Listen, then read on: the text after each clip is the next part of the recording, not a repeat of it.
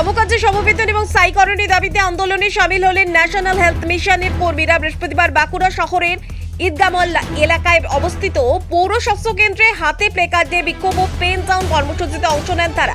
আন্দোলনরত কর্মীদের অভিযোগ, দীর্ঘদিন ধরে চুক্তিভিত্তিক কাজ করলেও তাদের বেতন কাঠামো ও চাকরির স্থায়ীকরণ নিয়ে কোনো ইতিবাচক পদক্ষেপ করা হয়নি। প্রতিদিন স্বাস্থ্য পরিষেবার গুরুত্বপূর্ণ দায়িত্ব পালন করলেও সেই অনুযায়ী ন্যায্য পারিশ্রমিক থেকে তারা বঞ্চিত হচ্ছেন বলে দাবি করেন।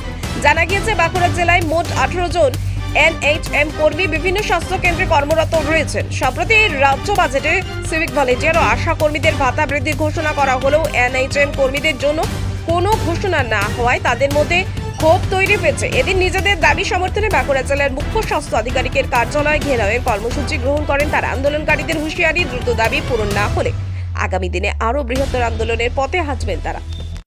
কারণ আমরা সম কাজে, আমাদের সামান্য দাবি, আমাদের সম কাজে সম বেতন আমাদের দিতে হবে। আমরা ভীষণ বঞ্চনার শিকার হচ্ছি, আমাদের রেগুলারাইজেশন করতে হবে, কারণ আমরা অনিশ্চয়তায় ভুগছি। সেটা আমরা চাইবো আমাদের সরকারের কাছে এটা নিশ্চয়তায় রূপান্তরিত করুক, আমাদের এটা পার্মানেন্ট করে দিক। সরকার দেখুন, সরকার তো আগেই বলেছিলেন যে আমাদের সমকাজে সমবেতন দেবেন এবং আমাদের স্থায়ীকরণ করবেন। তো উনার কথা মতোই তো আমরা এগোচ্ছি। আগামী দিনে আমরা বৃহত্তর আন্দোলনে সামিল হব। এখন ব্যাপারটা হচ্ছে যে আমি একজন সিনিয়র মোস্ট মেডিকেল অফিসার। আমি প্রায় 32 বছর ওয়েস্টবেঙ্গল হেলথ সার্ভিস কমপ্লিট করেছি। তারপরে আমি এখানে এনএইচএমে জয়েন করেছি 2024-এর মোটামুটি মার্চের শেষে।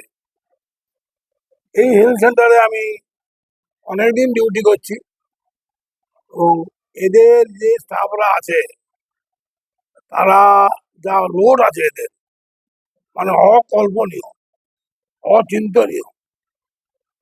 আমি নিজেও প্রায় 300 থেকে 250 রোগী প্রত্যেক দিন দেখি।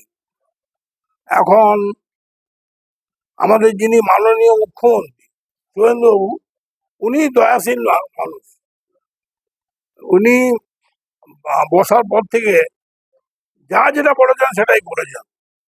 আমার ধারণা ওনার কাছে আমাদের ব্যাপারটা ঠিক মতো পৌঁছায়নি।